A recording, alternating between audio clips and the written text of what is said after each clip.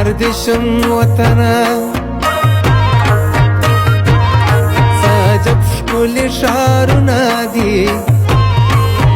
یو دش ځوانان دي بل د ښکلي زیارتونه دي زار دشم وطن زه چې ځو میدان ته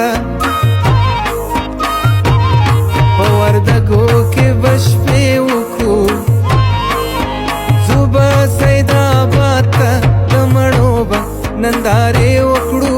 زار دشم غزنیه زه چې ځو غزني ته په مقر کې به څو شپې وکړو لاړ به شو زابل ته د کلات به تماشې وکړو زار دشم کندهاره زار دشم وطنه